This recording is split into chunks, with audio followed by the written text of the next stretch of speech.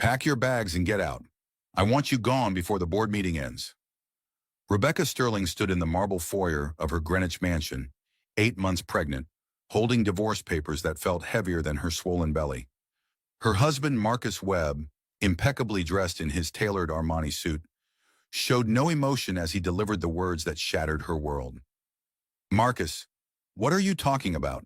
Rebecca's voice trembled as she gripped the ornate banister for support. The baby is due in 4 weeks. We just finished the nursery yesterday.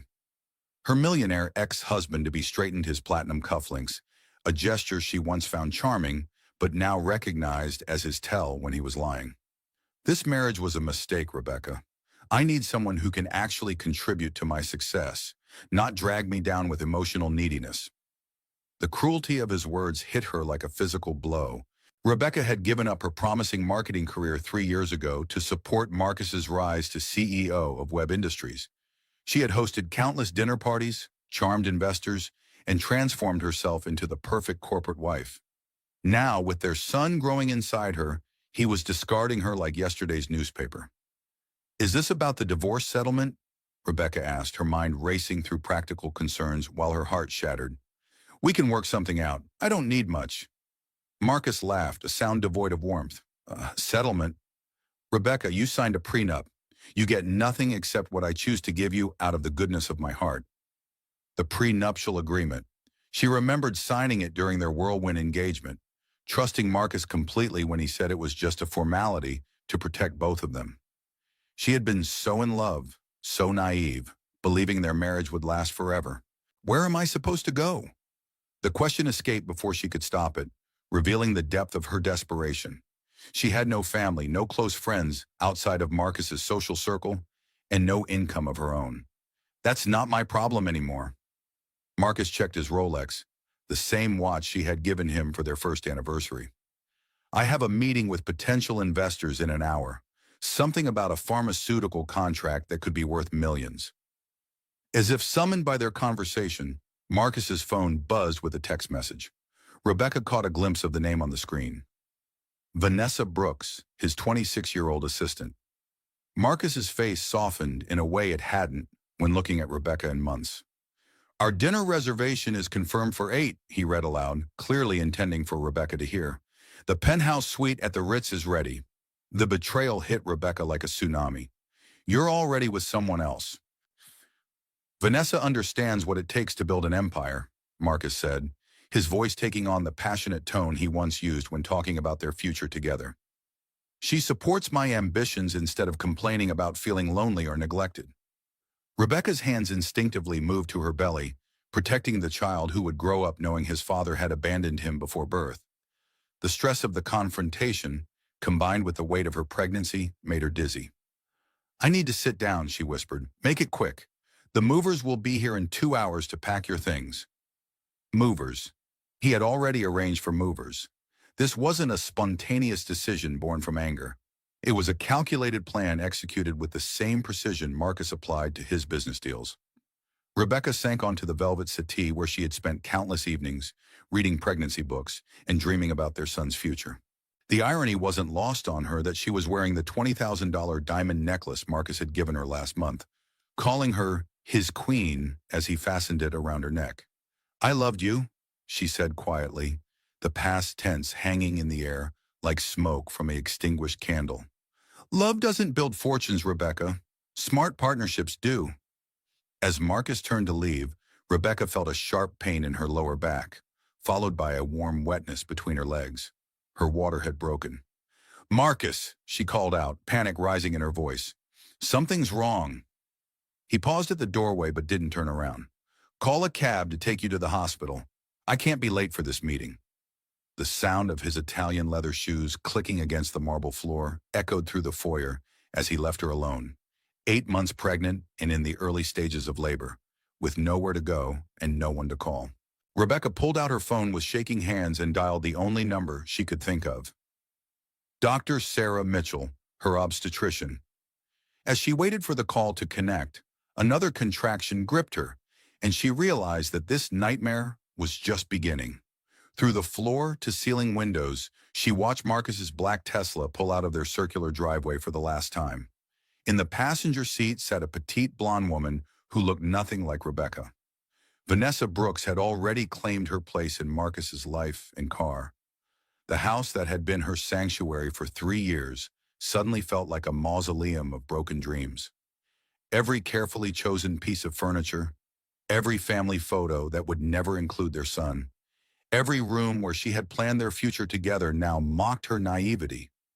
Rebecca forced herself to stand, gripping her belly as another contraction began. She had been betrayed by the man she loved, left homeless while pregnant, and facing an uncertain future. But as she felt her son moving inside her, she made a silent promise. She would survive this, and she would make sure her child never experienced the kind of narcissistic abuse she had endured. She just had to figure out how. The budget motel near Bradley International Airport smelled of industrial disinfectant and broken dreams.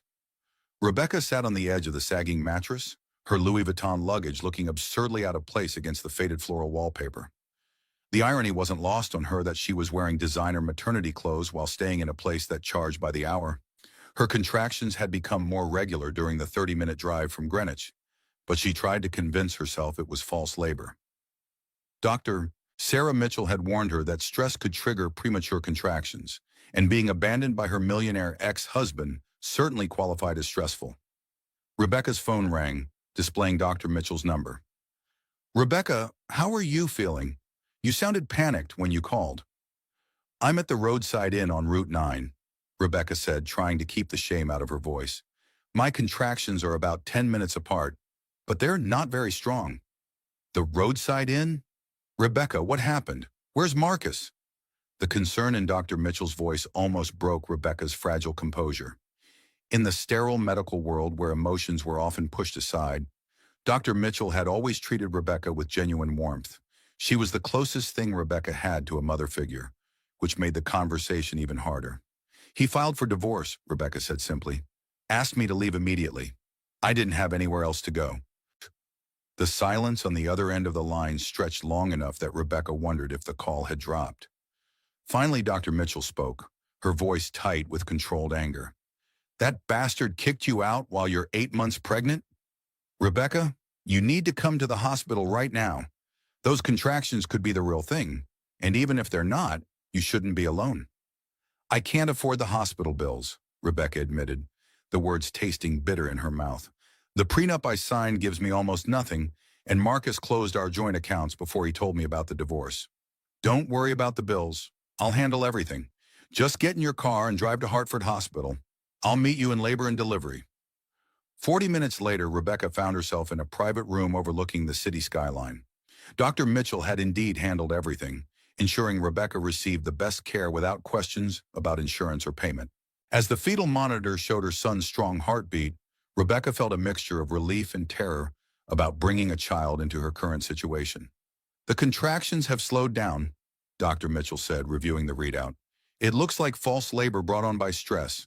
But Rebecca, we need to talk about your situation. You can't stay in that motel." "I don't have many options," Rebecca replied, adjusting her hospital gown. "I've been out of the workforce for 3 years. My resume has a giant hole in it, and no one's going to hire someone who's about to give birth."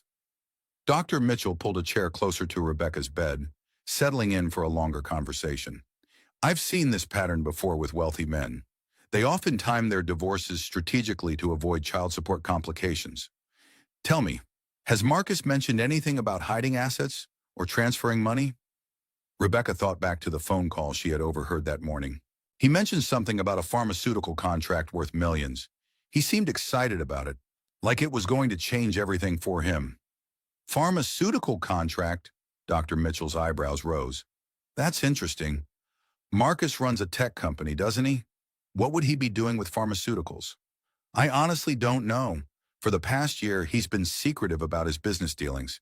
He used to share everything with me, but lately he's been having meetings at the country club instead of the office and taking calls in his study with the door locked." Dr. Mitchell made notes on her tablet, her expression thoughtful.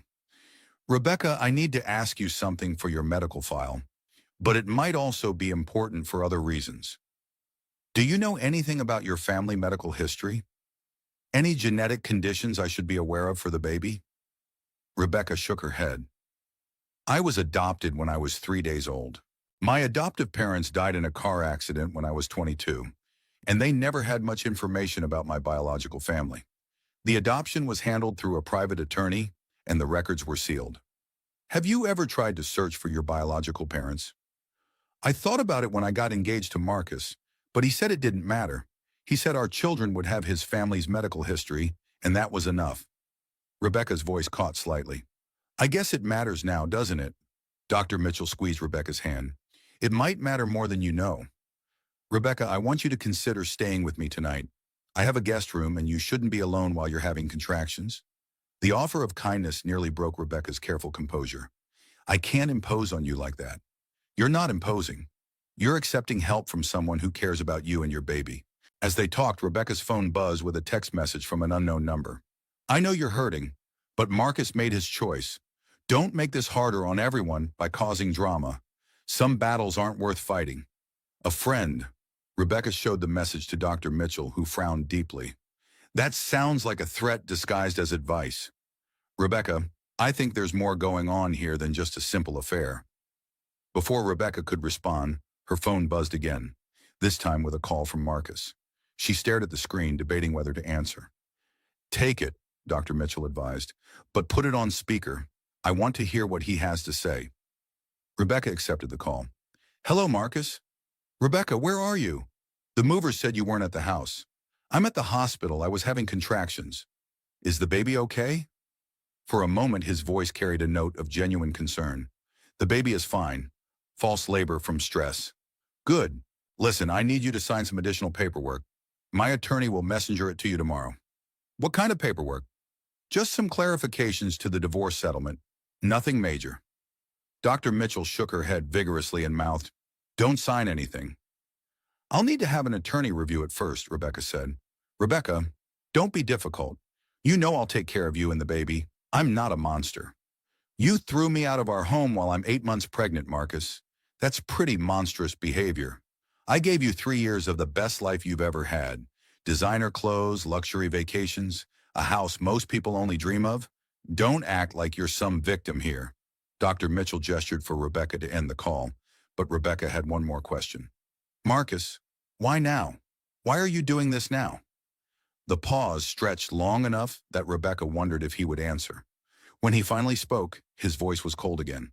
Because I found someone who actually deserves to be by my side when I become one of the most powerful men in Connecticut. Vanessa understands what it takes to build an empire. And what does it take, Marcus? Sacrifice. Something you never understood. The call ended, leaving Rebecca staring at her phone. Dr. Mitchell reached over and gently took the device from her hands. Rebecca, I want you to listen to me very carefully. Marcus is trying to manipulate you into signing away your rights and possibly your child's rights. The timing of this divorce, the secrecy around his business deals, the threats from unknown numbers, this all points to something bigger than a simple midlife crisis. What are you saying? I'm saying that you need to fight back, and the first step is finding out who you really are. Dr. Mitchell pulled out her own phone and began typing. I have a friend who specializes in adoption searches. If there's any information about your biological family to be found, she'll find it. As Rebecca watched Dr. Mitchell make arrangements for an investigation she couldn't afford, she felt a spark of something she hadn't experienced in months. Hope. Maybe she wasn't as powerless as Marcus wanted her to believe. Maybe it was time to stop playing the victim and start playing to win. Rebecca's key still worked in the front door of the Greenwich mansion, though she suspected that was an oversight Marcus would correct soon. She had returned to collect her personal items, particularly the photo albums and baby books her adoptive parents had kept. Dr. Mitchell had given her a list of documents to search for. Birth certificates, adoption papers, anything that might provide clues about her biological family. The house felt different in the afternoon light, empty and cold despite the expensive furnishings. Rebecca climbed the curved staircase to the master bedroom, each step requiring effort as her pregnancy advanced. She paused at the top of the stairs, hearing voices from their bedroom. I think the lavender walls are too feminine, a woman's voice said. Marcus prefers more sophisticated colors. Rebecca's heart pounded as she recognized the voice. Vanessa Brooks, Marcus's assistant. She had met Vanessa at several company functions over the past year, always noticing how the younger woman seemed to study her with calculating eyes. "The decorator can change anything you want," Marcus replied. "This is your home now." Your home now. The words hit Rebecca like a physical blow. They weren't just having an affair. Vanessa had already moved in. Rebecca crept closer to the bedroom door, which stood slightly ajar. Through the gap, she could see Vanessa Brooks wearing one of Rebecca's maternity dresses, a custom-made piece from a Madison Avenue boutique that had cost $3,000. But Vanessa wasn't pregnant. She had somehow altered the dress to fit her petite frame, cinching it with a belt to create a fashionable silhouette. "This closet is amazing," Vanessa said, running her hands over Rebecca's designer clothes. "She has excellent taste. I'll give her that." "Had," Marcus corrected. "Past tense." Rebecca watched in horror as Vanessa pulled out more of her clothes, holding them up to herself in the mirror. But what chilled Rebecca to the bone was the methodical way Vanessa moved through the closet, as if she had done this before, as if she knew exactly where everything was kept. "I've been practicing her handwriting," Vanessa said, pulling out a small notebook. "Look at this."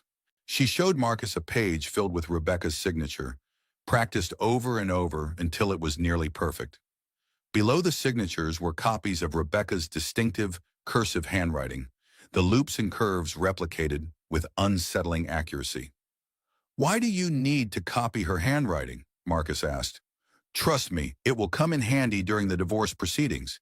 If any documents need Rebecca's signature and she's being difficult, we'll have options." Marcus laughed, the sound echoing in the bedroom that had once been Rebecca's sanctuary. "You think of everything. That's why you're perfect for this." Rebecca's breath caught as she realized the full scope of what she was witnessing. This wasn't just adultery, it was identity theft. Vanessa had been planning to replace her, not just in Marcus's bed, but in every aspect of her life. "I have something to show you," Vanessa said, opening the drawer of Rebecca's nightstand. She pulled out a small device that looked like a picture frame. "I've been recording everything for months." "Recording what?" "Your conversations with Rebecca, her daily routines, her phone calls. I needed to understand her completely to become her." Marcus took the device, examining it with interest. "This was in our bedroom?" "Hidden in that family photo on your dresser." Rebecca never noticed it because it looks exactly like a regular frame. Rebecca felt sick as she remembered all the private conversations she and Marcus had shared in their bedroom. Arguments about his increasing distance, intimate moments she thought were just between them, phone calls with Dr. Mitchell about her pregnancy concerns. Vanessa had been listening to everything. "The files I've compiled will make the divorce proceedings much easier," Vanessa continued. "I know her emotional triggers, her insecurities, her fears about the future. She'll be easy to manipulate. And the pharmaceutical contract? Harrison Sterling is meeting with you next week. I've done extensive research on his company and his personal preferences. Sterling Pharmaceutical has been looking for a technology partner to help streamline their research division. Your company is perfectly positioned to win that contract." Rebecca's heart stopped. Sterling. Her adoptive parents had chosen the name Sterling when they took her in, saying they wanted her to have a strong, memorable surname. Could it be a coincidence that Marcus was pursuing a contract with a company that shared her name? "How much is the Sterling deal worth?" Marcus asked. $50 million over 3 years, with potential for expansion. But Harrison Sterling is old-fashioned. He prefers working with family men, executives who have stable personal lives. That's why the timing of your divorce is critical. "You mean why I needed to get rid of Rebecca before the meeting?" "Exactly. Sterling will never know about your previous marriage. As far as he's concerned, you're a dedicated bachelor who's recently found love with his devoted assistant." Rebecca pressed her hand to her mouth to stifle a gasp. Marcus hadn't fallen out of love with her. He had discarded her because she was bad for business. Their 3-year marriage, her pregnancy, their son's future, all of it was secondary to a pharmaceutical contract. "There's something else," Vanessa said, her voice dropping to a whisper.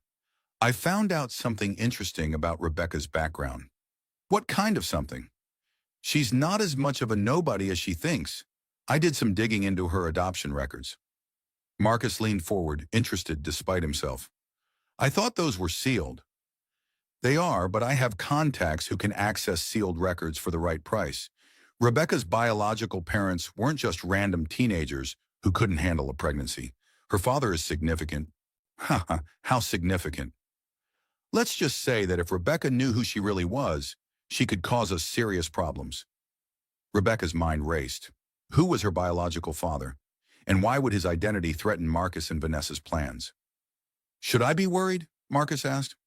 Not as long as Rebecca remains ignorant about her true identity. The adoption was handled very carefully to keep the connection hidden. But if she ever starts investigating her background, then we make sure she doesn't have the resources or motivation to investigate. Rebecca backed away from the door, her heart pounding so hard she was afraid they would hear it. She needed to leave before they discovered her. But first she had to get something from the room. Her adoptive parents' papers were in the safe hidden behind the mirror in their walk-in closet. She waited until she heard Marcus and Vanessa move into the bathroom, then slipped into the bedroom. The safe was exactly where she had left it, concealed behind a false panel. Rebecca quickly entered the combination, her son's due date, and grabbed the manila folder containing her adoption documents. As she turned to leave, she froze. Vanessa Brooks stood in the doorway, no longer wearing Rebecca's maternity dress, but back in her own clothes, a fitted business suit that emphasized her confident posture. "Hello, Rebecca," Vanessa said, her voice calm and controlled. "I was wondering when you'd come back." "This is still my house until the divorce is final," Rebecca replied, clutching the adoption folder to her chest. "Actually, no. Marcus transferred the deed yesterday. This house belongs to Webb Industries now, and I'm the property manager." Rebecca felt the ground shifting beneath her feet. Marcus had been planning this divorce for weeks, maybe months. Every legal detail had been arranged before he ever asked her to pack her bags. "Marcus!" Vanessa called out. Vanessa called. "Your ex-wife is here trespassing." Marcus appeared in the doorway, his face hard with annoyance. "Rebecca, I told you to stay away." "I came for my personal papers," Rebecca said, holding up the folder. "What papers?" "My adoption records, photos of my parents, things that belong to me." Vanessa stepped closer, her eyes focused on the folder. "May I see those?" "No," Rebecca said quickly, backing toward the bedroom door. "Rebecca," Marcus said, his voice taking on the reasonable tone he used during business negotiations. "We're not trying to be difficult, but Vanessa is right to be concerned about what documents you're taking. The divorce settlement specifies that I retain ownership of all household items acquired during the marriage. These are my adoption papers from before we met." "Then you won't mind if we verify that," Vanessa said, reaching for the folder. Rebecca jerked it away from her grasp. "Don't touch it." The movement was too quick for someone 8 months pregnant. Rebecca lost her balance and stumbled backward, catching herself on the doorframe. The folder fell open, scattering papers across the hardwood floor. Vanessa immediately knelt down and began gathering the documents, her eyes scanning each page before Rebecca could stop her. When Vanessa reached the birth certificate, her expression changed from casual interest to sharp attention. "Marcus," Vanessa said quietly, "you need to see this." She handed him the birth certificate, pointing to a specific line. Marcus read it, his face growing pale. "What does it say?" Rebecca demanded, still struggling to gather the scattered papers. Marcus looked at her with an expression she had never seen before. "Fear." "Rebecca," he said slowly, "your biological father is Harrison Sterling." The room went silent, except for the sound of Rebecca's ragged breathing.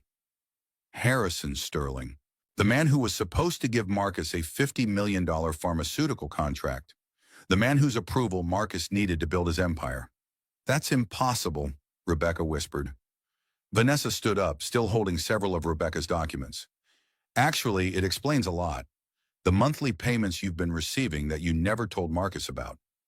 Rebecca's head snapped up. "What monthly payments?" $5,000 deposited into an account under your maiden name every month since your wedding day. I found the bank statements when I was researching your background. I don't have any account receiving monthly payments."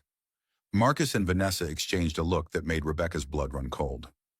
"Rebecca," Marcus said carefully, "Harrison Sterling has been watching over you your entire life. And if he finds out that I divorced his daughter while she was pregnant with his grandchild—" He didn't need to finish the sentence. Rebecca understood the implications. Marcus had destroyed his own future the moment he decided to discard her. But for the first time since this nightmare began, Rebecca felt a glimmer of power. She wasn't just some abandoned woman with no resources and no family. She was Harrison Sterling's daughter, and that changed everything. The 24-hour diner off Interstate 95 was nearly empty at 11 p.m., fluorescent lights humming over cracked vinyl booths and coffee-stained tables. Rebecca sat in the corner booth, her adoption papers spread across the formica surface like pieces of a puzzle she was finally ready to solve. The documents that had fallen from her folder revealed more than just her biological father's name. They contained addresses, dates, and most importantly, a lawyer's contact information from 30 years ago. Dr. Mitchell slid into the booth across from Rebecca, setting down 2 cups of coffee and a manila envelope. "I got here as fast as I could. Are you sure you're okay? You sounded shaken on the phone." "Harrison Sterling is my biological father," Rebecca said without preamble. "The same Harrison Sterling that Marcus is trying to get a $50 million pharmaceutical contract from." Dr. Mitchell's eyes widened. "That's quite a coincidence." "I don't think it's a coincidence at all. Vanessa Brooks has been investigating my background. She found out about monthly payments I've been receiving that I didn't even know about." Rebecca pulled out her laptop and logged into the email account she had created years ago, but rarely used. Sure enough, there were dozens of automated notifications from First National Bank about deposits to an account she had never opened. $5,000 every month for 3 years, Rebecca said, scrolling through the statements. "The payments started the day I married Marcus." Dr. Mitchell leaned forward, studying the screen. "Rebecca, that's almost $200,000. Even if you didn't know about it, legally that money belongs to you." "But why would Harrison Sterling be sending me money? And how did he know I was getting married?" Dr. Mitchell opened the envelope she had brought and pulled out a thick file. "I called in a favor with my friend who specializes in adoption searches. She was able to access some records that aren't typically available to the public." The file contained newspaper clippings, business documents, and most shocking of all, a series of photographs.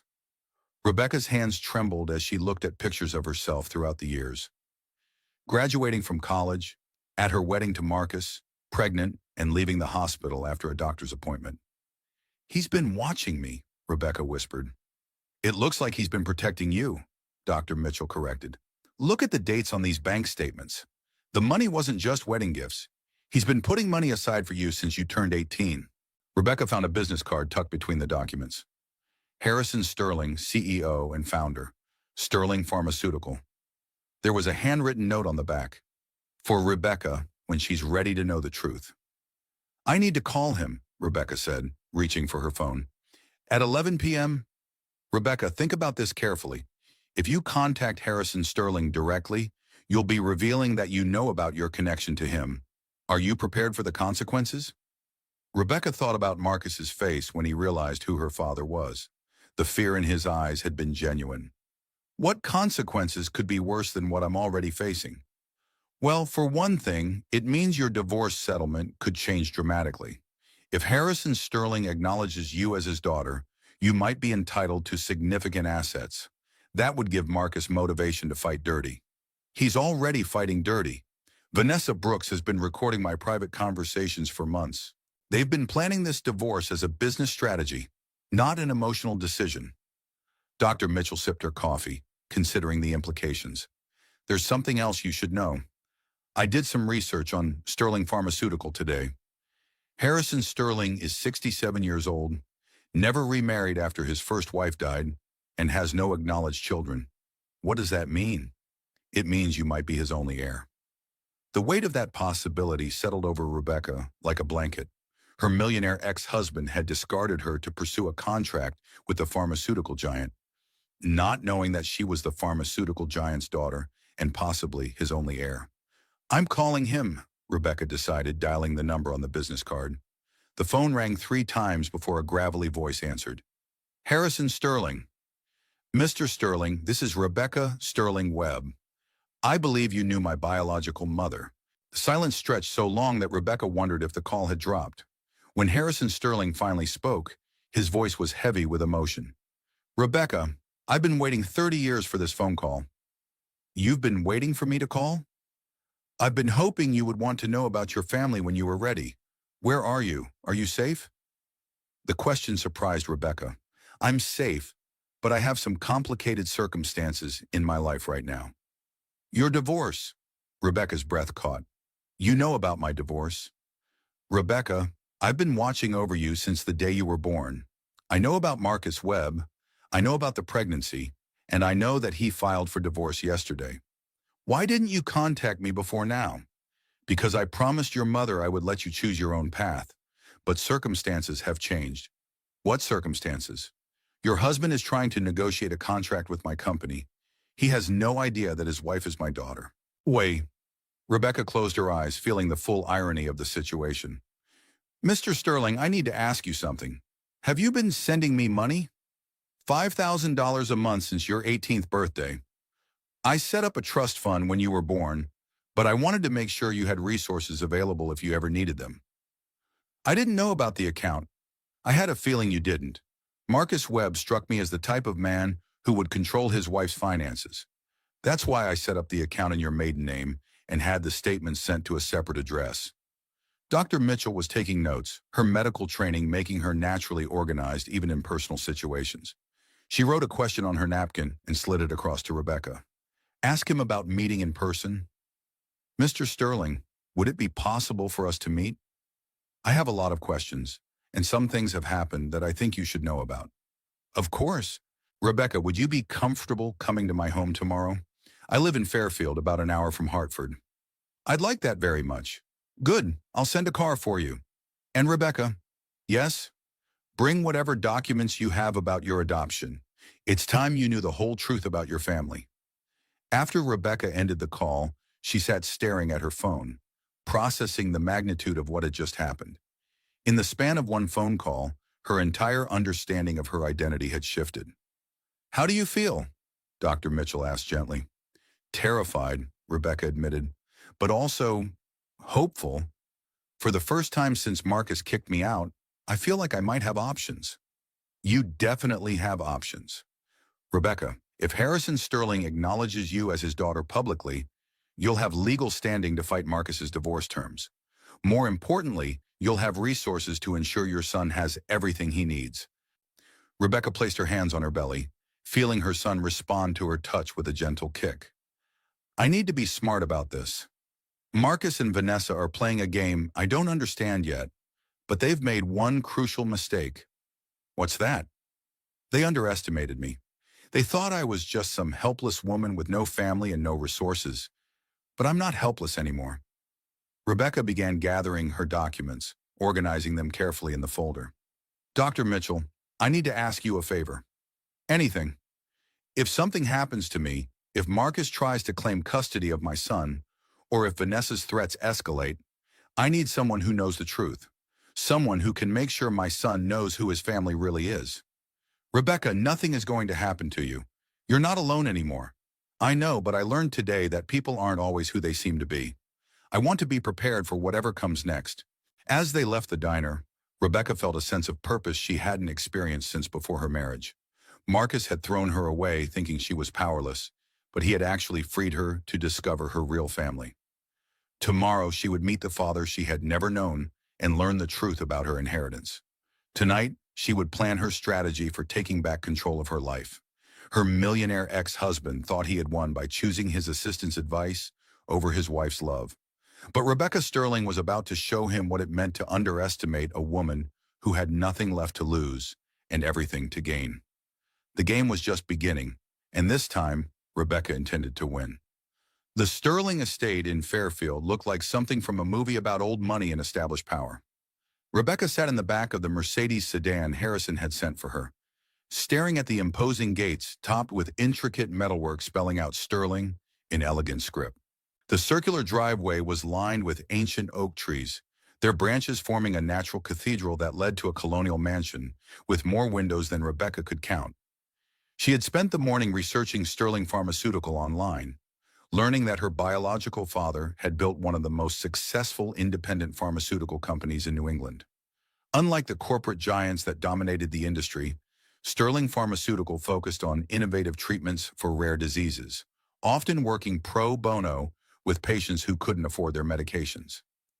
The driver, a kind-faced man in his 60s, glanced at her in the rearview mirror. "Mr. Sterling is waiting for you in his study, miss. He's been very excited about today." "Has he mentioned me before?" Rebecca asked, curiosity overcoming her nervousness. "Oh yes, miss. He has pictures of you throughout the house. He's very proud of what you've accomplished." Pictures of her throughout the house.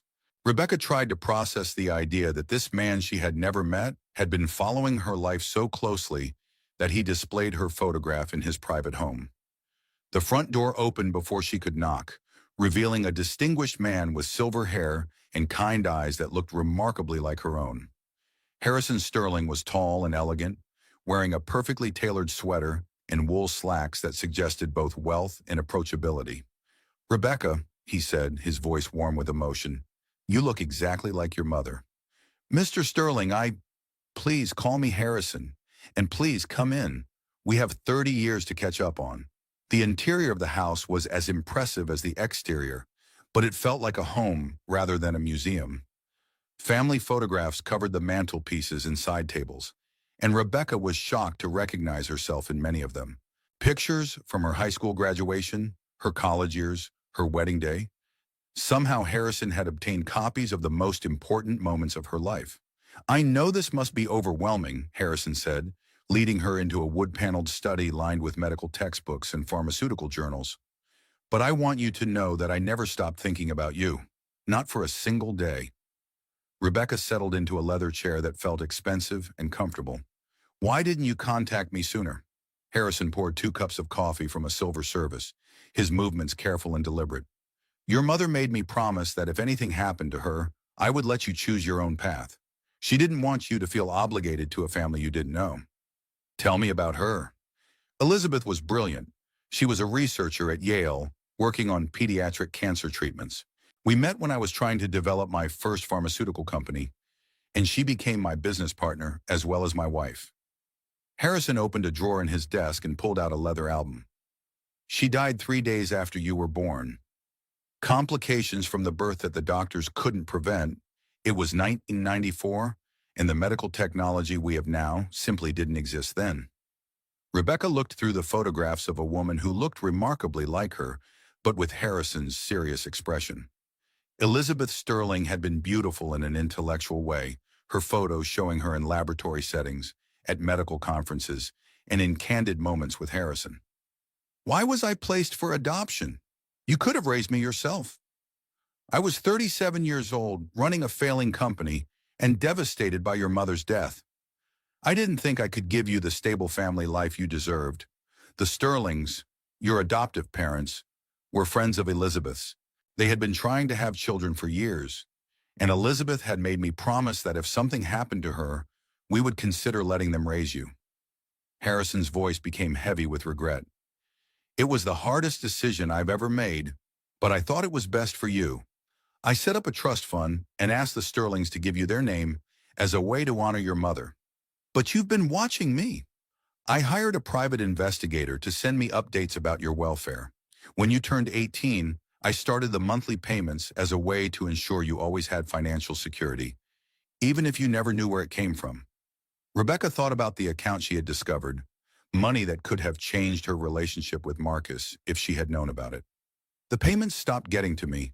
Marcus controlled all our finances." Harrison's expression darkened. "I suspected as much when I researched your husband. Rebecca, there are things about Marcus Webb that you need to know." "What things?"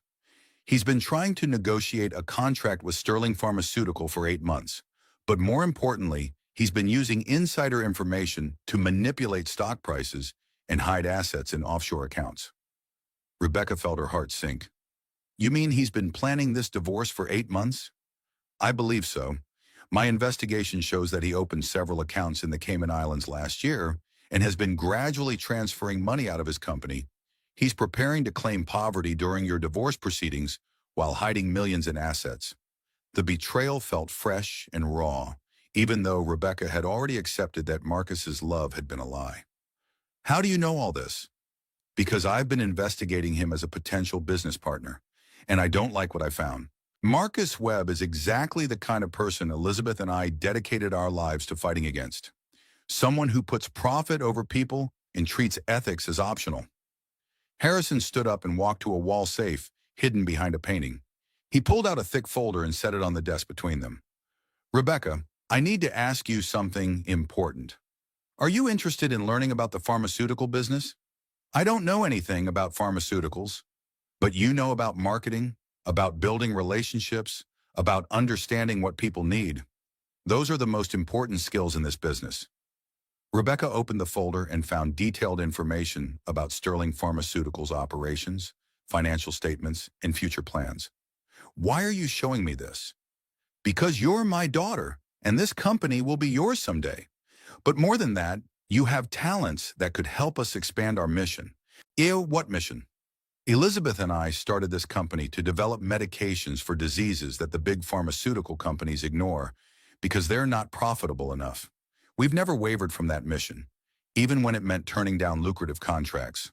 Harrison sat back down, leaning forward earnestly.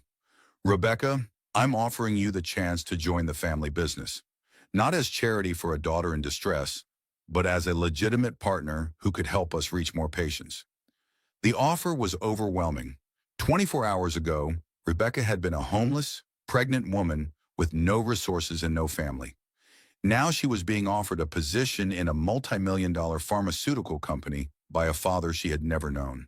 I'm 8 months pregnant, Rebecca said practically. I can't exactly jump into a new career right now. The timing is actually perfect. You have 4 months to learn the business before the baby arrives, and then you can work part-time while you adjust to motherhood. We believe in family work balance here. Rebecca thought about Marcus's reaction when he learned her true identity. Harrison, there's something you should know about your contract negotiations with Marcus. What's that? He's been working with his assistant, Vanessa Brooks, to manipulate those negotiations. They've been researching your personal preferences and planning to deceive you about his personal life? Harrison nodded grimly. I had suspicions about Miss Brooks. She's been unusually knowledgeable about our company's internal operations. She's been conducting corporate espionage. I have evidence that she's been recording private conversations and stealing confidential information. Do you have proof? Rebecca thought about the hidden camera Vanessa had shown Marcus in the files she had compiled about Rebecca's personal life. I can get proof, but I'll need your help. What kind of help? I want to attend the contract meeting between you and Marcus. I want to see his face when he realizes that his wife is your daughter and his assistant has been lying to him. Harrison smiled for the first time since Rebecca had arrived, and she could see where she had inherited her own determined expression. Rebecca, I think you're going to fit in perfectly at Sterling Pharmaceutical. When do you want to start? As they discussed the details of her new position and her role in exposing Marcus's deception, Rebecca felt a sense of belonging she had never experienced. This wasn't just about revenge against her millionaire ex-husband or proving that his assistant's manipulations had backfired. This was about finally finding her real family and discovering that she had inherited not just money, but a mission to help people that aligned with her own values. Marcus had thrown her away thinking she was worthless, but he had actually freed her to claim her true inheritance. The Sterling legacy was about to gain its most motivated new member, and Rebecca intended to make sure Marcus Webb regretted every decision that had led him to betray the wrong woman. The Sterling Pharmaceutical boardroom occupied the entire top floor of a sleek glass building in downtown Hartford, with floor-to-ceiling windows offering panoramic views of the Connecticut River. Rebecca sat in a high-backed leather chair at the polished mahogany conference table, wearing a navy blue maternity dress that Harrison had insisted on buying for her. For the first time in months, she felt powerful rather than pitied. Are you sure you're up for this? Harrison asked, adjusting his tie nervously. In the 3 days since their first meeting, he had transformed from a distant biological father into a protective parent who worried about her stress levels and asked about her doctor appointments. I've been preparing for this my entire marriage, Rebecca replied, reviewing the folder of evidence she had compiled. Marcus trained me to be the perfect corporate wife. He just never realized I was paying attention to everything he taught me about business negotiations. James Sterling, Rebecca's half-brother entered the boardroom carrying a stack of legal documents. At 42, James had Harrison's height and serious demeanor, but his initial resentment toward Rebecca's sudden appearance had evolved into grudging respect for her strategic thinking. "The contracts are ready," James said, setting the papers on the table. "If Marcus signs these, he'll be giving us majority control of his technology patents in exchange for the pharmaceutical partnership." "Will he realize what he's signing?" Rebecca asked. "Not unless he reads every page carefully, which men like Marcus rarely do when they think they're getting everything they want," James replied with a slight smile. Harrison checked his watch. "They should be here any minute. Rebecca, are you certain you want to reveal your identity during the meeting? We could wait until after he signs the contracts." "No," Rebecca said firmly. "I want him to understand exactly what he threw away while he still has the chance to back out. I want him to make his choice with full knowledge of the consequences." The boardroom door opened, and Marcus Webb entered with his usual confident stride, followed by Vanessa Brooks. Marcus wore his most expensive suit, the one Rebecca had helped him choose for important presentations. Vanessa was dressed professionally but provocatively, her skirt just short enough to be distracting, and her blouse just tight enough to be memorable. Marcus's eyes swept the room, taking in Harrison and James before landing on Rebecca. His face went through a series of expressions: confusion, recognition, and finally pure panic. "Rebecca," he said, his voice cracking slightly, "what are you doing here?" "Hello, Marcus," Rebecca replied calmly. "I work here now." Vanessa Brooks stepped forward, her calculating gaze moving between Rebecca and Harrison. "Mr. Sterling, I believe there's been some misunderstanding. This woman is Marcus's ex-wife, and she's been making threats about disrupting his business relationships." "Actually," Harrison said, standing to address his guests, "there's no misunderstanding. Please have a seat. We have a lot to discuss." Marcus remained frozen near the doorway, but Vanessa guided him to the conference table with a firm hand on his elbow. Rebecca noticed that Vanessa seemed more composed than Marcus, as if she had prepared for this possibility. "Mr. Webb," Harrison began, "I believe you're here to discuss a partnership between your technology company and Sterling Pharmaceutical." "Yes, sir," Marcus managed, his usual smooth presentation style replaced by nervous energy. "We've prepared a comprehensive proposal that would benefit both our companies." "Excellent. But before we begin, I'd like to introduce you to Sterling Pharmaceutical's newest executive. This is Rebecca Sterling, our Vice President of Strategic Development." The silence that followed was deafening. Marcus stared at Rebecca as if she were a ghost, while Vanessa's professional mask slipped just enough to reveal her shock. "Sterling?" Marcus whispered. "That's right," Rebecca said, enjoying his confusion. "It turns out my biological father is Harrison Sterling, CEO and founder of the company you've been trying to impress for 8 months." Marcus turned to Vanessa, his voice rising with panic. "You said her father was nobody important. You said her background check showed no significant family connections."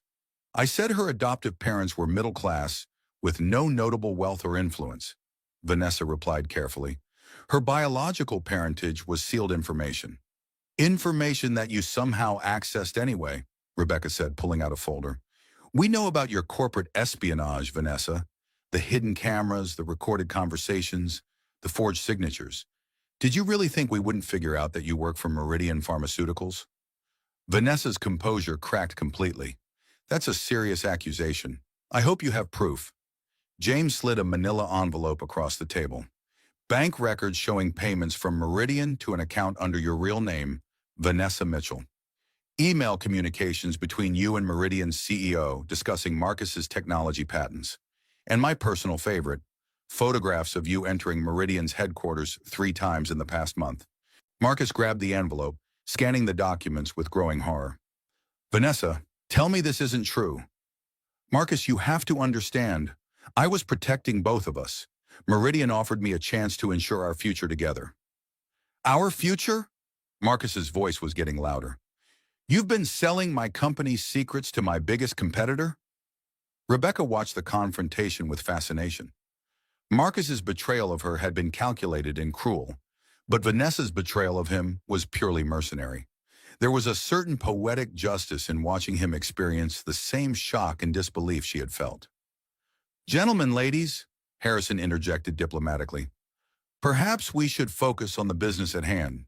Mr. Webb, are you still interested in partnering with Sterling Pharmaceutical? Marcus looked around the room wildly, as if searching for an escape route. Mr. Sterling, I had no idea Rebecca was your daughter. If I had known... You would have what? Rebecca asked coolly. Treated me better? Waited until after the baby was born to file for divorce? Used me to get closer to my father? Rebecca, please. I made mistakes, but we can work this out. The only thing we need to work out is our divorce settlement, Rebecca replied, which, given my new circumstances, will be significantly different from what you proposed. Harrison leaned back in his chair, studying Marcus with the expression of a scientist examining an interesting specimen. Mr. Webb, I'm curious about something. You've been trying to negotiate a partnership with my company for 8 months, correct? Yes, sir. And during that time, you were married to my daughter, who was supporting your career and helping you build your professional network. Yes, but I didn't know she was your daughter. That's not my question. My question is this. What kind of man discards a loyal wife when she's 8 months pregnant, regardless of who her father is? Marcus had no answer for that. He looked to Vanessa for support, but she was busy reviewing the evidence of her own betrayal. Here's what I think happened, Harrison continued. Miss Brooks convinced you that divorcing Rebecca would improve your chances of securing our partnership. She probably told you that I prefer working with unattached men, or that a pregnant wife would be a distraction during negotiations. Vanessa's silence confirmed Harrison's theory. The irony, James added, is that our father has always preferred working with family men. Stable personal relationships suggest stable business practices. Rebecca felt a contraction beginning and placed her hand on her belly, trying to breathe through it discreetly. The stress of the confrontation was affecting her pregnancy, and she needed to end this meeting soon. Marcus, she said, her voice steady despite the physical discomfort, you have a choice to make.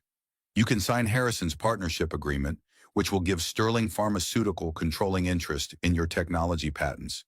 Or you can walk away and face criminal charges for corporate espionage. What do you mean, criminal charges? Miss Brooks has been committing industrial espionage on behalf of Meridian Pharmaceuticals, James explained. As her accomplice, whether knowing or unknowing, you're liable for her actions. Marcus finally understood the full scope of his situation. He had betrayed his wife to pursue a business deal with her father, been manipulated by an assistant working for his competitor, and was now facing both financial ruin and potential criminal prosecution. If I sign the partnership agreement, then Sterling Pharmaceutical becomes your majority partner, and we handle the legal issues discreetly, Harrison replied. You'll still have a successful company, just not complete control of it. Rebecca felt another contraction, stronger this time. I hate to interrupt, she said, but I think I need to get to the hospital. The room erupted in activity. Harrison and James immediately focused on Rebecca's well-being, while Marcus stood helplessly by, unsure whether he was still her husband or already her ex. James, call Dr. Mitchell, Rebecca said, her breathing becoming more controlled. Tell her we're on our way. As they prepared to leave, Rebecca looked back at Marcus one last time. The partnership documents will be on your lawyer's desk tomorrow. You have 48 hours to decide. Vanessa Brooks had already slipped out of the room, probably to catch the first flight back to whatever life she had built on lies and manipulation. Rebecca, Marcus called out as she reached the doorway, I'm sorry. For everything. I know you are, Rebecca replied, but sorry doesn't change anything. You made your choice when you thought I was powerless. Now you get to live with the consequences. As Harrison's driver rushed them to the hospital, Rebecca felt a mix of satisfaction and anticipation. Her millionaire ex-husband had finally learned the price of his narcissistic abuse, and her son was about to be born into a family that would value and protect him. The power shift was complete, and Rebecca Sterling was ready for the next chapter of her life. Hartford Hospital's labor and delivery wing had become familiar territory over the past month. But this time, Rebecca wasn't experiencing false labor. The contractions were coming every 5 minutes, intense and purposeful, as her body prepared to bring her son into the world. Dr. Mitchell had met them at the emergency entrance, took one look at Rebecca's face, and immediately admitted her to a private room. How are you feeling about the timing? Dr. Mitchell asked as she checked Rebecca's progress. Going into labor right after confronting your ex-husband seems like your son has a flair for drama. He's a Sterling, Harrison said from his position by the window, where he had been pacing nervously for the past hour. We tend to have a sense of timing. Rebecca smiled despite the pain of another contraction. Having Harrison there felt surprisingly natural, as if he had been part of her life for years rather than days. He had called ahead to ensure she had the best private room available and had somehow arranged for a selection of gourmet meals to be delivered, even though Rebecca couldn't imagine eating anything. "Where's James?" Rebecca asked between contractions. "Dealing with the legal paperwork for Marcus's situation," Harrison replied. "He wanted to be here, but someone needs to make sure your ex-husband doesn't try to run before he signs those partnership documents." Dr. Mitchell frowned at Rebecca's chart. "Your blood pressure is a little elevated. That's not uncommon during labor, but combined with the stress you've been under lately, I want to monitor you closely. Is the baby okay?" The baby's heart rate is strong and steady. He seems eager to meet his family. As if summoned by their conversation, there was a commotion in the hallway outside Rebecca's room. She could hear Marcus's voice, loud and agitated, arguing with someone. "I have a right to see my son being born," Marcus was saying. "She's still my wife until the divorce is final." "Sir, you're not on the approved visitor list," a nurse replied firmly. "I'm going to have to ask you to leave." "I'm not leaving until I see Rebecca." Harrison's jaw tightened. "I'll handle this." "No," Rebecca said, surprising herself with her decisiveness. "Let him in. I want him to see what he's missing." Dr. Mitchell looked uncertain. "Rebecca, stress during labor can be dangerous for both you and the baby." "I'm not stressed anymore," Rebecca realized as she said. "I'm angry, and anger gives me strength." The door opened and Marcus entered hesitantly, still wearing his expensive suit but looking disheveled from arguing with hospital staff. His eyes immediately went to Rebecca on the hospital bed, then to Harrison sitting protectively beside her. "Rebecca, how are you?" "In labor," she replied dryly. "How do you think I am?" "I needed to see you, to try to explain." "There's nothing to explain, Marcus. You made your choices very clearly." Another contraction hit, and Rebecca gripped Harrison's hand instinctively. Marcus watched the interaction with something that might have been jealousy or regret. "That should be me," Marcus said quietly. "No," Rebecca replied when the contraction ended. "It shouldn't. You forfeited that right when you chose Vanessa Brooks over your family. I was manipulated. She made me believe that divorcing you was the only way to secure our future." Harrison spoke for the first time since Marcus entered the room. "Mr. Webb, manipulation only works on people who want to be manipulated. If you had valued your marriage, you wouldn't have been susceptible to outside influence. You don't understand the pressure I was under. Building a company, maintaining our lifestyle, trying to provide for our future." "I understand perfectly," Harrison replied. "I built my own company while dealing with the death of my wife and the decision to place my daughter for adoption. The difference is that I never forgot my responsibilities to the people I loved." Dr. Mitchell checked the fetal monitor and frowned. "Rebecca, the baby's heart rate is showing some irregularities. I think we need to prepare for a C-section." The room immediately focused on medical concerns rather than family drama. Rebecca felt a spike of fear, not for herself, but for her son. After everything they had been through together, she couldn't bear the thought of losing him now. "Is he going to be okay?" she asked. "The irregularities aren't severe, but I don't want to take any chances. We can have you in surgery within 15 minutes. As the medical team prepared Rebecca for surgery, Marcus stepped forward awkwardly. "Rebecca, I know I don't have the right to ask, but could I wait here until we know the baby is safe?" Rebecca looked at him for a long moment, seeing perhaps for the first time the man she had fallen in love with years ago underneath the selfish stranger he had become. "You can wait in the family lounge with everyone else who's not actually family."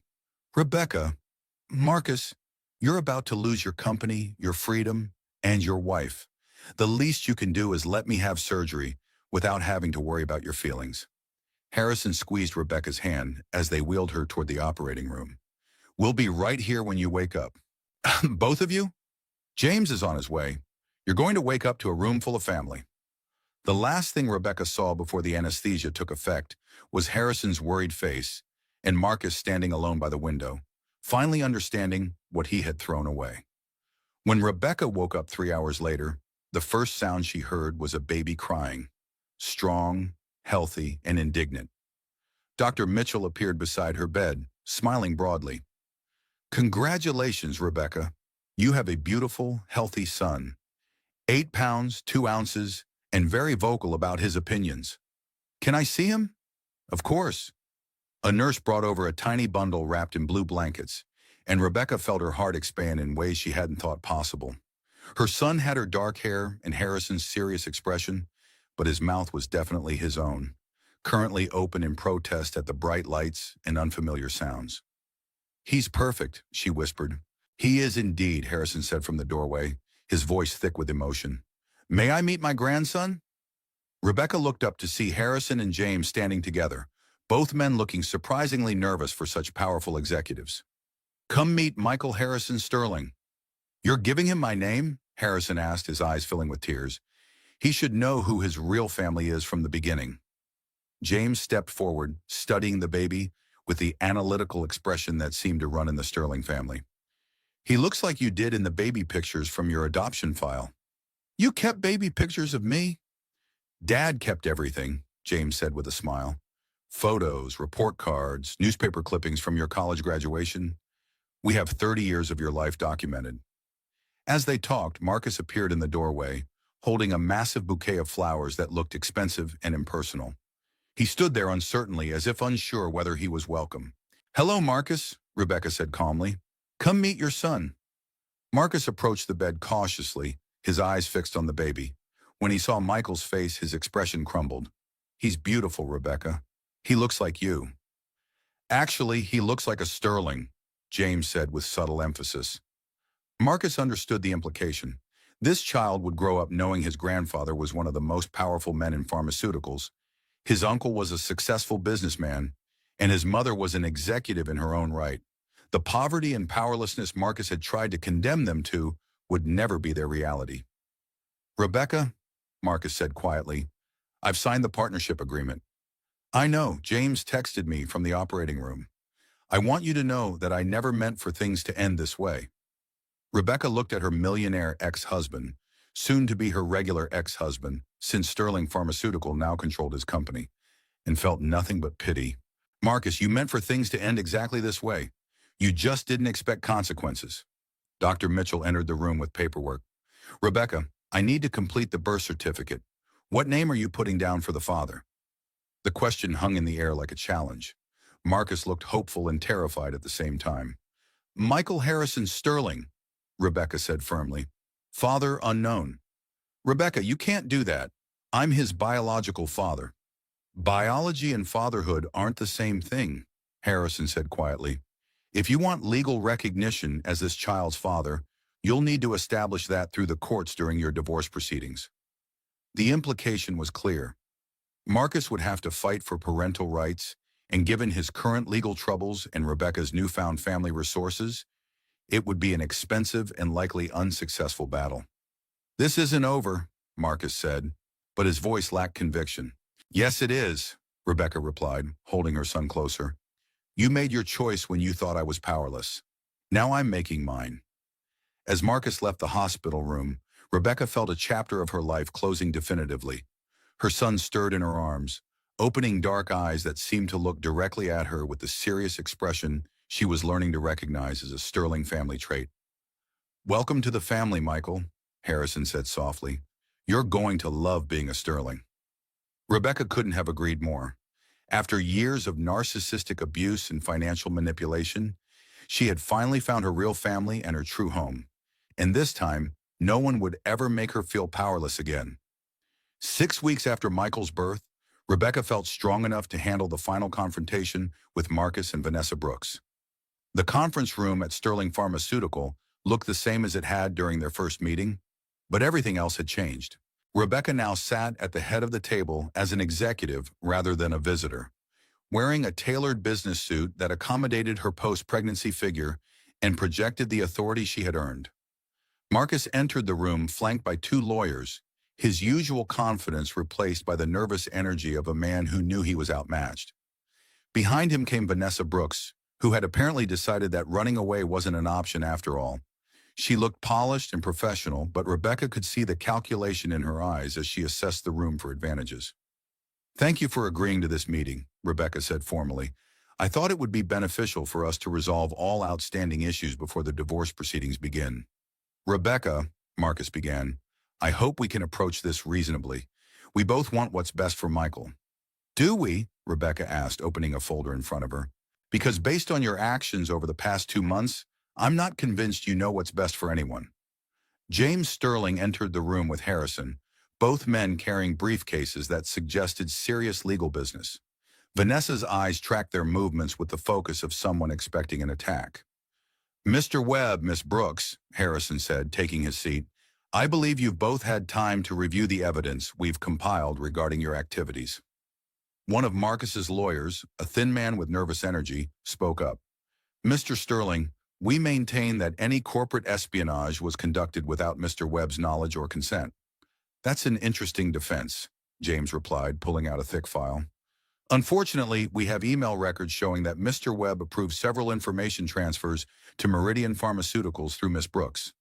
"Those emails could be fabricated," Vanessa said, speaking for the first time. "They could be," Rebecca agreed. "But the bank records showing payments from Meridian to your personal account are quite real, as are the recordings you made of my private conversations." Rebecca had spent weeks working with Sterling Pharmaceuticals' legal team to build an airtight case. The evidence against Vanessa was overwhelming, and Marcus's involvement was clear enough to make him liable as an accomplice. "What exactly are you proposing?" Marcus's lawyer asked. "Full restitution for the stolen intellectual property, public acknowledgement of the corporate espionage, and criminal prosecution for both corporate espionage and identity theft," Harrison replied. "Identity theft?" Marcus looked confused. Rebecca slid a photograph across the table, showing Vanessa wearing Rebecca's clothes and practicing her signature. "Miss Brooks systematically studied my personal habits, recorded my conversations, and forged my handwriting with the intent to assume my identity during the divorce proceedings." "Ha! That's ridiculous," Vanessa protested. "I never tried to assume anyone's identity." "Then explain the detailed files you compiled about my daily routines, my personal relationships, and my psychological profile," Rebecca said, producing more evidence. "Explain the forged signatures and the plan to use them to manipulate legal documents." Vanessa's professional mask was slipping. "I was protecting Marcus's interests during a difficult divorce." "You were committing felonies," James corrected. "Multiple felonies, with clear intent to defraud." Marcus looked at Vanessa with growing horror as he began to understand the full scope of her deception. "Vanessa, tell me you didn't actually forge Rebecca's signature." "Marcus, you have to understand. I was trying to protect our future together." "Our future?" Marcus's voice rose. "You've destroyed any chance I had at a future. My company's gone, my wife won't speak to me, and now I'm facing criminal charges because of your schemes." "Your company isn't gone," Rebecca corrected. "Sterling Pharmaceutical is your majority partner now. You'll still be the CEO, but you'll be accountable to people who have ethical standards." The irony wasn't lost on anyone in the room. Marcus had tried to cheat Harrison Sterling out of a fair business deal, not knowing he was actually cheating his own father-in-law. "What about my son?" Marcus asked quietly. "What about him?" Rebecca replied. "I want visitation rights, partial custody. He's my child too." Rebecca considered this for a moment, thinking about Michael sleeping peacefully in the nursery at the Sterling estate, surrounded by grandparents and an uncle who loved him unconditionally. "Marcus, you filed for divorce when I was 8 months pregnant. You threw me out of our home when I was in early labor. You chose your assistant's advice over your family's welfare at every crucial moment. I made mistakes. You made choices," Rebecca corrected, "and now you get to live with the consequences of those choices." She pulled out another document and slid it across the table. "Supervised visitation, twice a month with a social worker present. All visits at a neutral location. No overnight stays until Michael is old enough to express his own preferences." Marcus's lawyers reviewed the document, their expressions suggesting it was more generous than they had expected. "This is very reasonable," one of them said quietly to Marcus. "I want more than that. He's my son."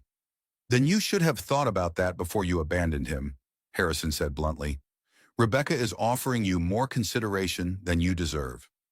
Vanessa had been unusually quiet during the custody discussion, but now she leaned forward with renewed confidence. There's something you all should know. I'm pregnant. The room went silent.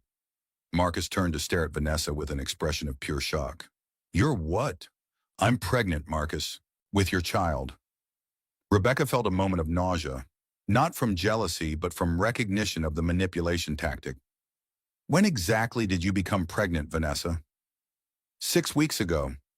6 weeks ago was exactly when the criminal investigation into corporate espionage became public knowledge, James observed. Interesting timing. What are you implying? Vanessa demanded.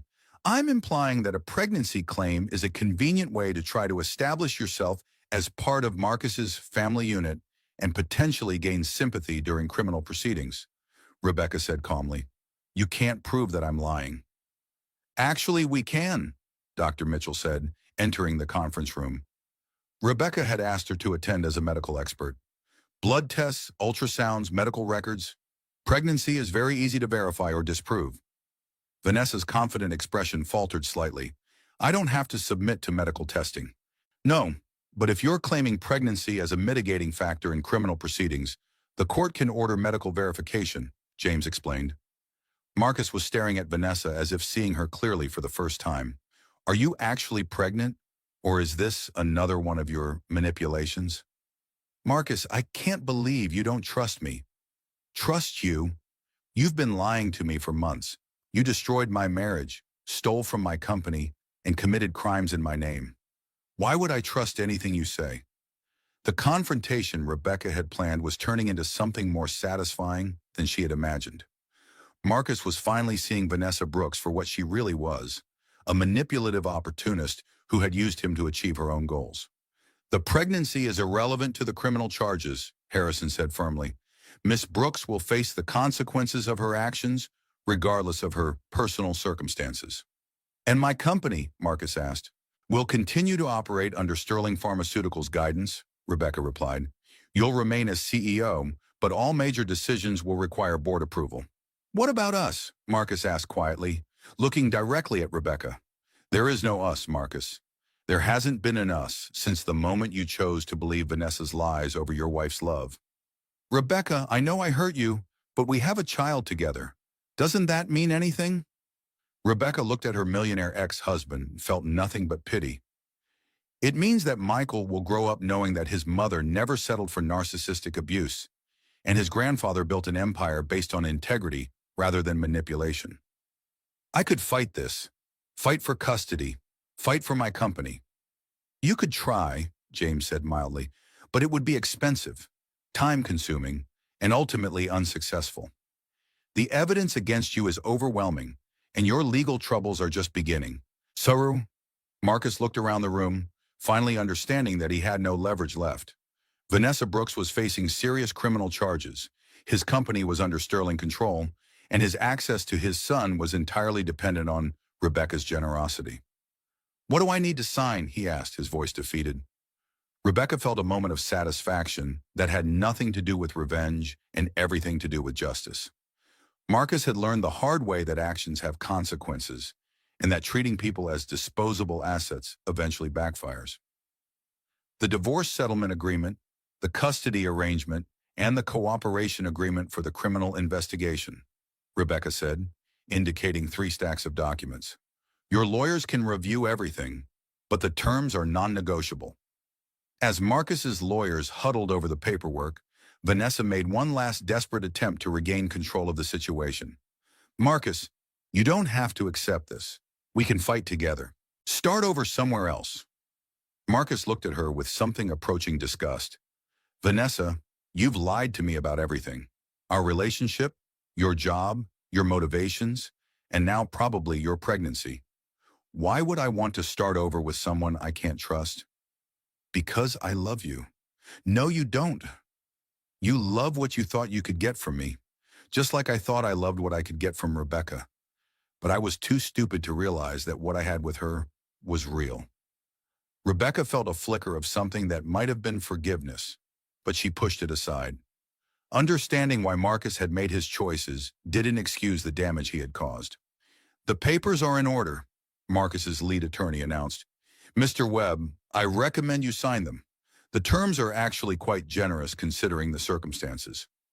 Marcus took the pen with hands that trembled slightly. As he signed each document, Rebecca felt the weight of 3 years of marriage and manipulation finally lifting from her shoulders. "It's done," Marcus said, pushing the signed papers across the table. "Not quite," Harrison said. "Miss Brooks still needs to address her legal situation." Vanessa had been unusually quiet during Marcus's capitulation, but now she stood up with renewed defiance. "I'm not admitting to anything without speaking to my own attorney." "That's your right," James said calmly, "but the evidence speaks for itself. Corporate espionage, identity theft, fraud. The charges are going to be filed regardless of your cooperation. You can't prove I intended to harm anyone." "Actually, we can," Rebecca said, pulling out one final piece of evidence. "This is a recording of your conversation with Marcus, where you explicitly state your plan to manipulate him into divorcing me for business reasons." Abraham. The recording device was small and silver, the same one Vanessa had used to spy on Rebecca's private moments. Rebecca had found it in her former bedroom and discovered that it contained more than just surveillance. It had recorded Vanessa's own incriminating conversations. "You used my own methods against me," Vanessa said, her voice flat with defeat. "I learned from an expert manipulator," Rebecca replied. "The difference is that I'm using the evidence to seek justice, not to destroy innocent people." As the meeting concluded and the various parties prepared to leave, Marcus lingered near the conference table. "Rebecca, I know this doesn't change anything, but I want you to know that I really did love you. I just lost sight of what was important. I know you think you love me, Marcus, but love doesn't abandon someone when they're vulnerable. Love doesn't choose business opportunities over family.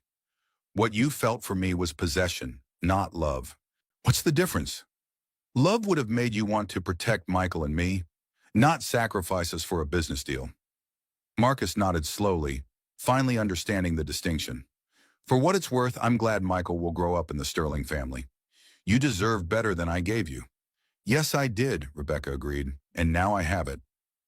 As Marcus left the conference room for the last time, Rebecca felt the final chapter of their relationship closing. There was sadness in it. 3 years of her life had been built on a foundation that turned out to be quicksand, but there was also tremendous relief. "How do you feel?" Harrison asked, putting a protective arm around his daughter's shoulders. "Free," Rebecca said simply. "For the first time in years, I feel completely free."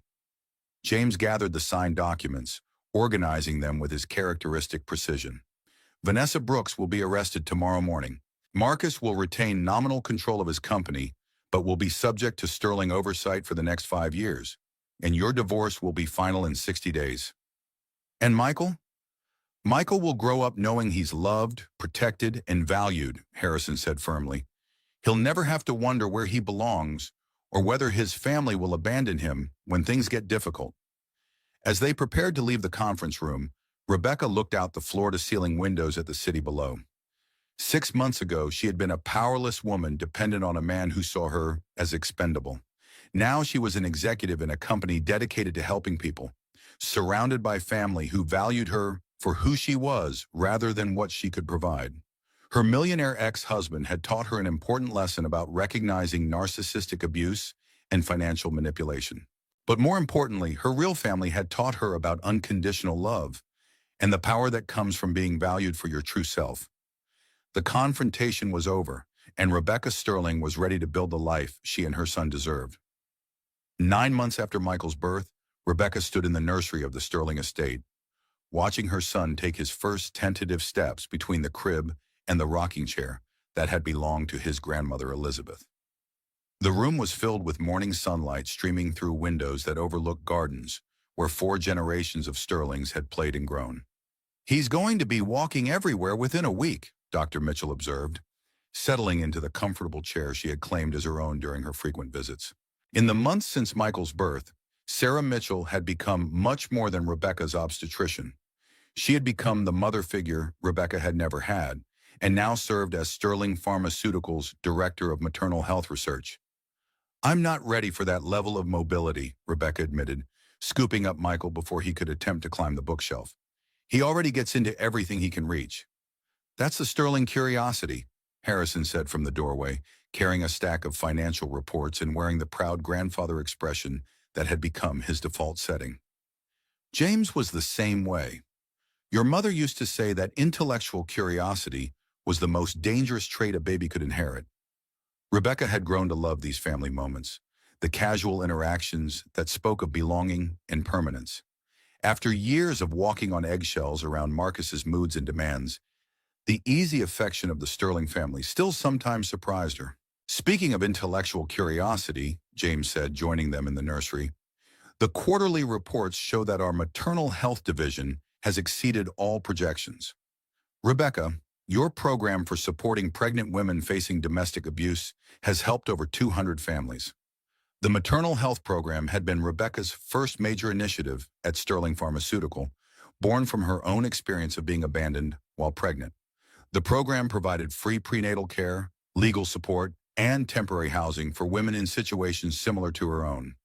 200 families, Rebecca repeated, feeling the satisfaction that came from meaningful work. That's 200 children who won't grow up wondering if they're wanted. Dr. Mitchell pulled out her tablet to review the program statistics. The success rate is remarkable. 93% of the women who complete the program achieve financial independence within 2 years. More importantly, the domestic abuse recurrence rate is less than 5%. What makes the difference? Harrison asked, settling into his favorite chair to hold his grandson. Having real support instead of just temporary assistance, Rebecca explained. We don't just give them money and hope for the best. We provide job training, legal advocacy, and ongoing emotional support. Most importantly, we treat them like capable women who are facing a difficult situation, not like victims who need to be rescued. The approach had been controversial within some social service circles, but the results spoke for themselves. Women who graduated from the Sterling Maternal Health Program went on to build stable, independent lives for themselves and their children. There's something else, James said, pulling out a newspaper clipping. The Hartford Courant is running a feature story about the program next week. They want to interview you about the inspiration behind it. Rebecca felt a familiar flutter of anxiety about public attention. Do I have to mention Marcus specifically? You don't have to mention anything you're not comfortable discussing, Harrison assured her. But Rebecca, your story is powerful because it shows that anyone can face unexpected challenges, regardless of their previous circumstances. 9 months had given Rebecca perspective on her divorce and its aftermath. Marcus had indeed lost control of his company to Sterling Pharmaceutical, though he remained as CEO under close supervision. Vanessa Brooks had been convicted of corporate espionage and identity theft, receiving a 2-year prison sentence and substantial financial penalties. More satisfying than their legal consequences, however, was the knowledge that Rebecca had transformed her experience into something that helped other women avoid the powerlessness she had felt. There's a letter for you, Dr. Mitchell said, pulling an envelope from her purse. It was delivered to my office. Rebecca recognized the handwriting immediately. Marcus. She hadn't heard from him directly since the final divorce proceedings 6 months ago, though she knew from James that he had been attending supervised visitation sessions with Michael twice a month. Do you want to read it now? Harrison asked, noticing her hesitation. Might as well get it over with. The letter was shorter than she had expected. Rebecca, I know I have no right to contact you directly, but I wanted you to know that I've been attending therapy to understand why I made such destructive choices. Dr. Peterson says I have narcissistic personality traits that made me incapable of seeing you as a person rather than an extension of myself. I'm not writing to ask for forgiveness or to try to change what happened between us. I'm writing because I want Michael to know, when he's old enough to understand, that his father recognizes the harm he caused and is working to become a better person. The supervised visits with Michael are the best part of my life now. He's obviously thriving with your family, and I can see how much he's loved. I'm grateful that you're raising him to be kind and confident, rather than teaching him to hate his father. I signed papers yesterday transferring my remaining ownership stake in Webb Industries to Sterling Pharmaceutical. It seemed like the right thing to do, given that your family has turned my company into something ethical and successful. I hope someday you'll be able to think of our marriage as a chapter that led you to where you belong, rather than 3 years that were completely wasted. Marcus Rebecca folded the letter carefully, processing her emotions. There was relief that Marcus seemed to be taking responsibility for his actions, and gratitude that he wasn't trying to insert himself back into her life. But mostly, there was just a sense of closure. "How do you feel?" Dr. Mitchell asked. "Sad for him," Rebecca said honestly, "and grateful that I'm not the person I was when I was married to him." "What kind of person were you?" Harrison asked gently. "Someone who thought I needed to earn love by being perfect. Someone who believed that if I just tried harder, I could make a selfish person become generous." Rebecca bounced Michael on her knee, marveling at how much her perspective had changed. "Now I know that love isn't something you earn. It's something you deserve just by being yourself." "That's a hard lesson to learn," James observed, "but an important one. I want Michael to grow up knowing he's valued for who he is, not for what he can provide to other people." Dr. Mitchell's tablet chimed with an appointment reminder. "Speaking of Michael, it's time for his checkup. Are you ready to discover whether he's inherited the sterling stubbornness along with the sterling curiosity?" As they prepared to leave for the pediatrician's office, Rebecca reflected on how different her life looked compared to a year ago. She had gone from being a dependent wife to an independent executive, from being isolated and manipulated to being surrounded by family who supported her ambitions. Most importantly, she had learned to recognize the difference between love and control, between partnership and possession. Her marriage to Marcus had taught her what she would never accept again, while her relationship with the Sterling family had shown her what real love looked like. "Rebecca," Harrison said as they walked to the car, "I have something to tell you." "What?" "The board of directors voted yesterday to name you president of the Maternal Health Division. It's not just a program anymore. It's going to be a separate division of Sterling Pharmaceutical with its own budget and staff." Rebecca stopped walking. Michael balanced on her hip. "You're serious?" "Completely serious. You've proven that you can build something meaningful from scratch. The board wants to expand the program nationally." "I don't know what to say." "Say yes," James encouraged. "Say yes to building something that will help thousands of families. Say yes to using your experience to create positive change." Rebecca looked at her son, who was reaching for the car keys with determined focus, and thought about all the women who were facing the same impossible choices she had faced a year ago. "Yes," she said firmly. "Absolutely yes." As they drove to the pediatrician's office, Rebecca felt the deep satisfaction that comes from turning pain into purpose. Her millionaire ex-husband had tried to discard her when she became inconvenient, but he had actually freed her to discover her true calling. She was no longer Rebecca Webb, the abandoned wife who had nowhere to turn. She was Rebecca Sterling, executive, advocate, and most importantly, a woman who would never again mistake control for love or possession for partnership. The future stretched ahead of her, full of possibilities she was finally strong enough to embrace. 2 years after Marcus had demanded she pack her bags and leave, Rebecca Sterling stood in the same marble foyer where her old life had ended and her new life had begun. But this time, she wasn't the heartbroken, pregnant woman clutching divorce papers. She was the president of Sterling Pharmaceutical's Maternal Health Division, surrounded by family and watching her son take confident steps across the floor where she had once stood, powerless and alone. The Sterling estate had become more than just a home. It was the headquarters for a movement that had grown beyond Rebecca's wildest dreams. The Maternal Health Division, now operated in 12 states, had helped over 1,000 families achieve financial independence and had become a model for other organizations working to support women escaping narcissistic abuse and domestic violence. "Mama, look!" Michael called out, proudly walking from the living room to the foyer without holding on to anything. At 15 months, he had his grandfather's determined expression and his mother's stubborn streak, combined with an infectious joy that lit up every room he entered. "I see you, sweetheart," Rebecca said, kneeling down to catch him in her arms. "You're getting so big and strong." "He's definitely a Sterling," James observed, entering the foyer with a briefcase and the satisfied expression of a man who had just closed a major business deal. "I just got off the phone with the California Department of Health. They want to implement our maternal health program statewide. California?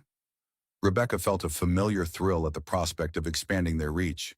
That would mean helping thousands more families. Tens of thousands, actually. The preliminary estimates suggest we could serve 20,000 women in the first year alone. Dr. Mitchell emerged from the kitchen carrying a cup of coffee and wearing the comfortable clothes that had become her uniform for weekend visits to the Sterling estate. In the 2 years since Michael's birth, she had become family in all but name, filling the maternal role that Rebecca had missed for most of her life. 20,000 women who won't have to choose between staying in abusive relationships and facing homelessness while pregnant, Dr. Mitchell said, settling into her favorite chair. Rebecca, do you realize what you've accomplished? We've accomplished, Rebecca corrected. None of this would have been possible without family support and the resources Harrison provided. Harrison appeared in the doorway, carrying the newspaper and wearing the proud expression he had adopted whenever anyone mentioned Rebecca's professional achievements. The Hartford Courant front page story about your work came out beautifully. Listen to this. Rebecca Sterling has transformed personal trauma into a national movement, proving that the most effective advocates are often those who have experienced the problems they're trying to solve. They quoted you correctly, James added with a grin. Sometimes the worst betrayal leads to the greatest discovery. I thought I lost everything, but I found my real family.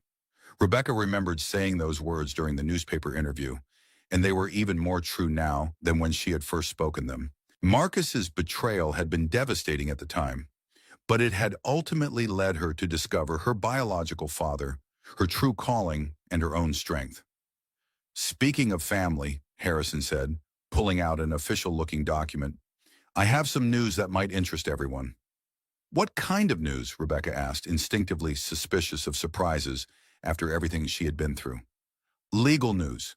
Marcus Webb's parental rights termination petition was approved yesterday. Rebecca felt her breath catch. He's voluntarily giving up his rights to Michael?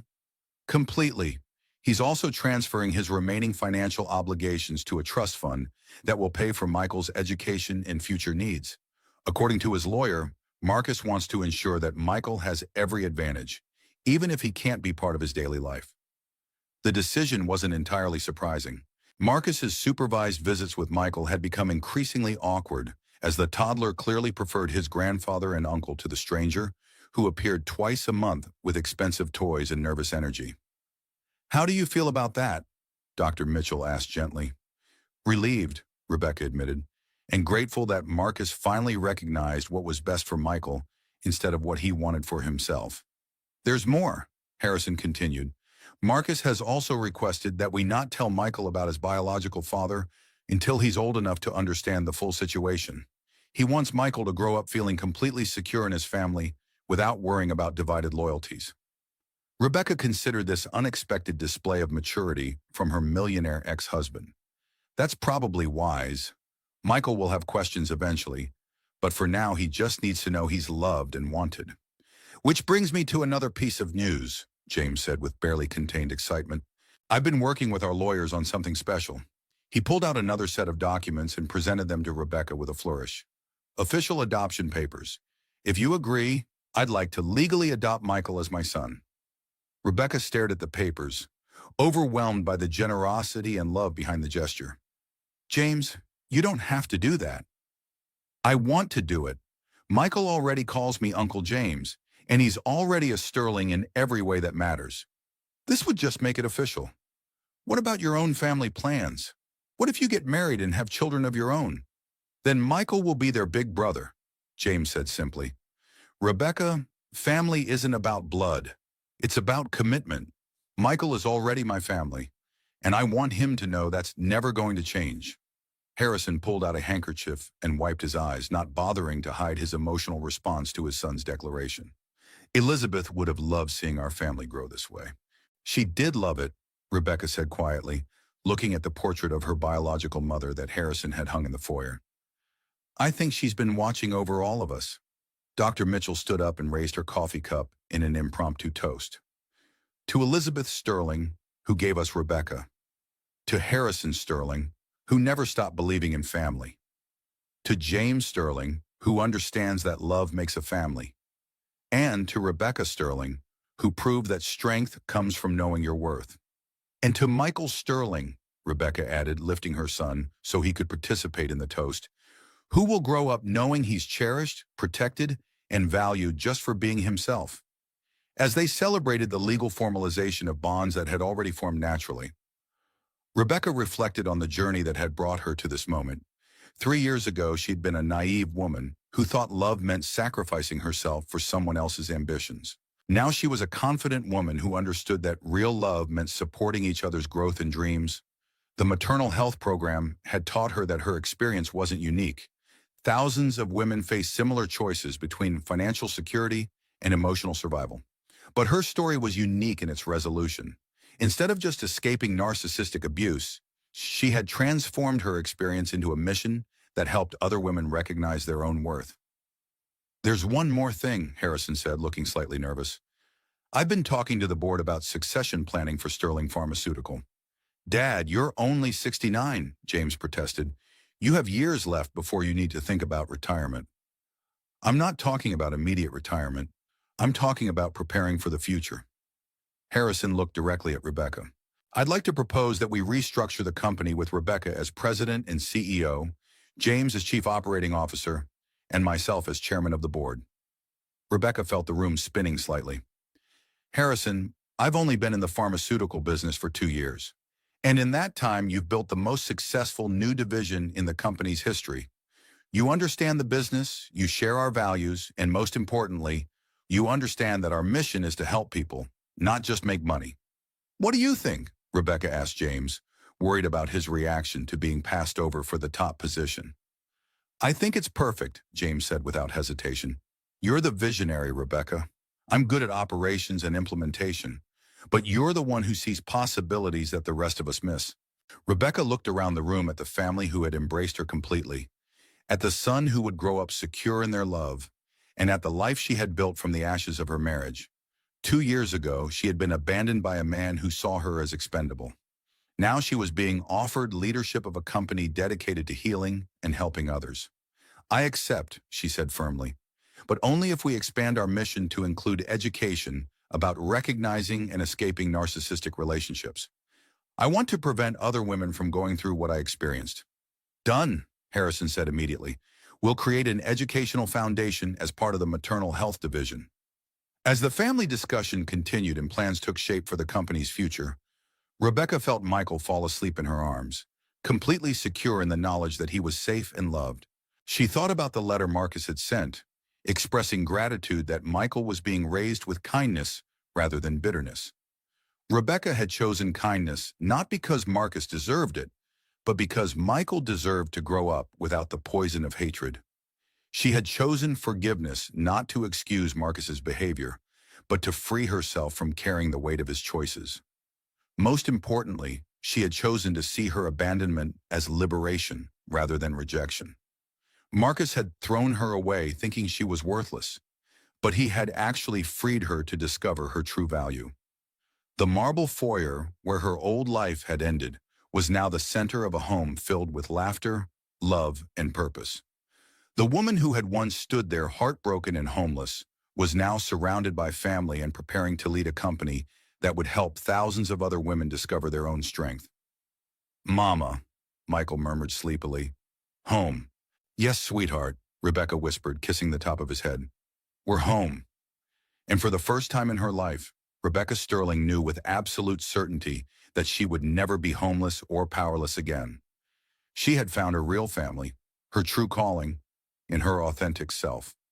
The woman who had been discarded by her millionaire ex-husband had become someone infinitely more valuable, a woman who knew her own worth and used her strength to lift others.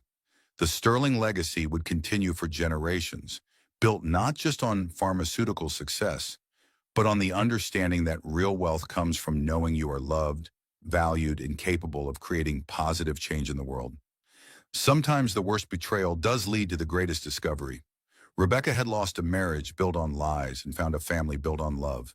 She had lost financial dependence and found financial independence. Most importantly, she had lost the illusion that she needed someone else's approval to be worthy of love and respect. The circle was complete, but the story was just beginning. Rebecca Sterling was ready for whatever challenges and opportunities lay ahead, secure in the knowledge that she would never again mistake possession for love or control for partnership. Her son would grow up watching his mother lead with both strength and compassion, learning that real power comes from lifting others up rather than tearing them down. And perhaps most importantly, he would learn that family is defined not by blood or obligation, but by love, loyalty, and the commitment to stand together through whatever storms may come. In the marble foyer where her nightmare had begun, Rebecca Sterling stood surrounded by the life she had built from courage, determination, and the unwavering support of a family who had been waiting 30 years to welcome her home.